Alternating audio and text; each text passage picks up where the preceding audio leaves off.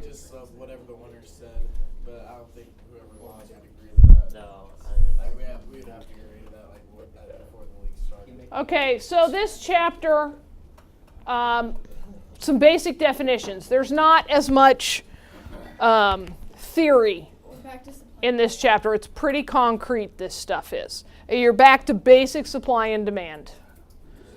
Though elasticity does play some role in this, and you will still have to think about short-term and long-term. That's fine. Nothing we learn ever actually goes away. I can pretend it does, though. Okay. So what is a price ceiling? What is a price floor? Give a few examples of each.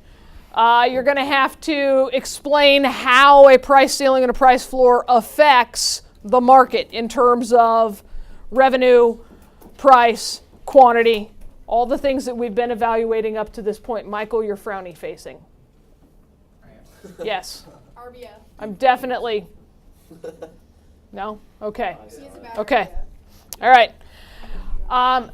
Taxes are another government policy that we're going to look at here. They have a different sort of impact on the market, but one similar to price controls.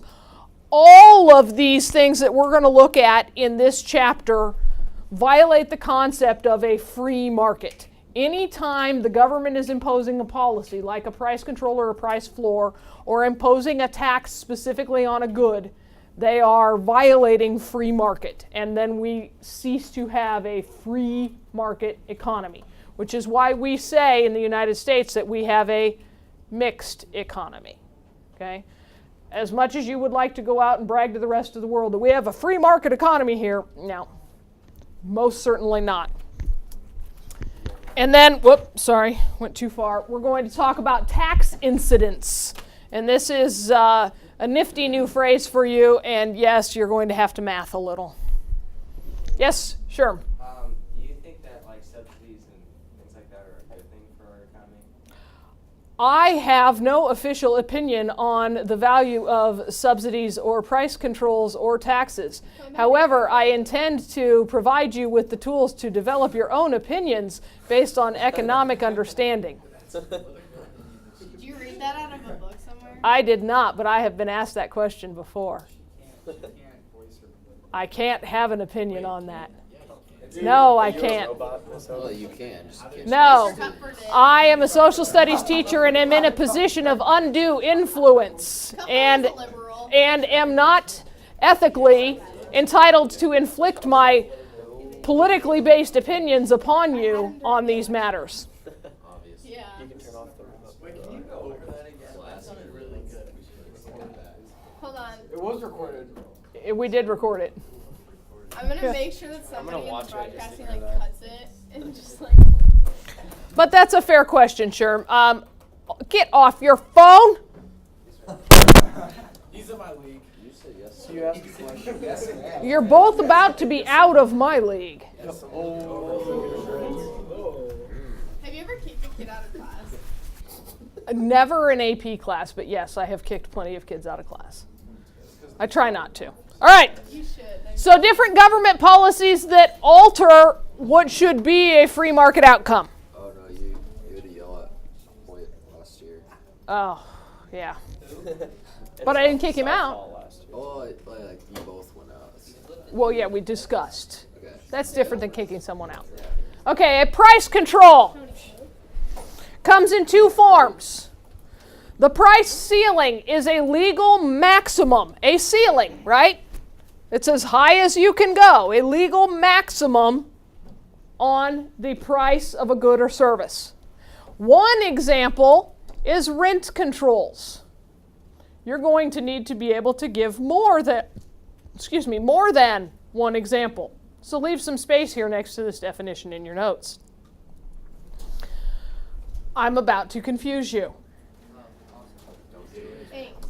On a supply and demand graph, a price ceiling, in order to be effective, goes under the equilibrium price and quantity. In order to be effective.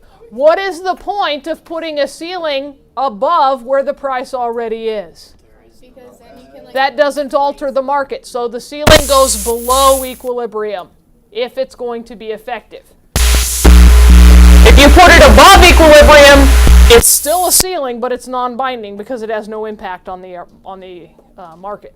So would that cause a shortage then, or? It does. No, it actually, yes. Yeah. That's what I thought. Yes. Good job, Max. Snaps for Max. Always. That was a tough choice. Did he write it out for you?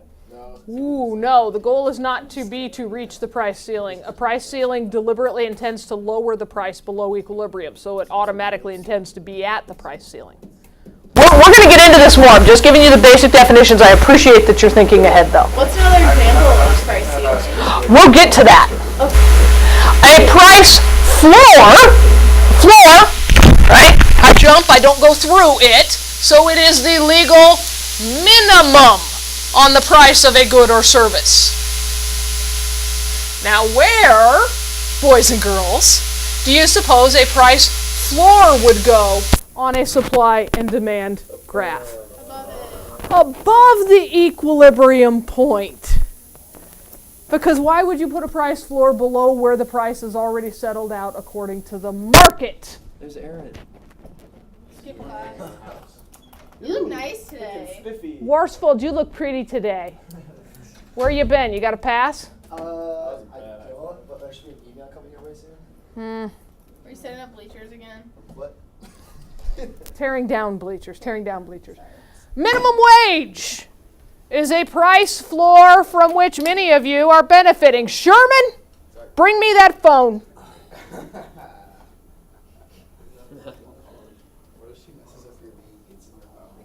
I'm not going to get in his phone. I'm going to take it down to Security Officer Raposa. What if she drops all your players? No. Kavanaugh, that would be a worse punishment than turning it in, wouldn't it? Get in and destroy his draft.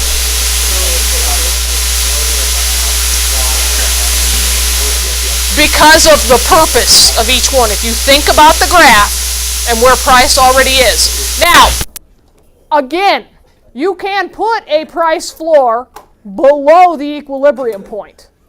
But it's called a non-binding floor because the price is already above it. Yes. Yes. It's upside down. But they still serve the same purpose. Ceiling keeps you from going higher. Floor keeps you from going lower. Wait, keeps what? Prices. Price, ceiling, price, floor. Okay. Then taxes are another government interference in the market. And so the government can make both buyers and sellers, or buyers or sellers, pay a specific price per unit that goes to the government. Okay?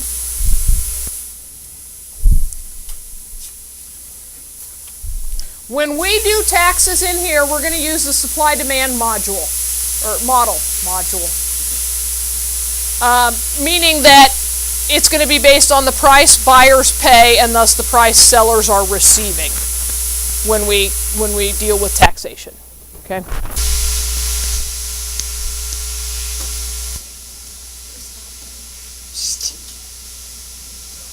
We will stop now because I'm not going to get into rent controls since we won't be able to finish.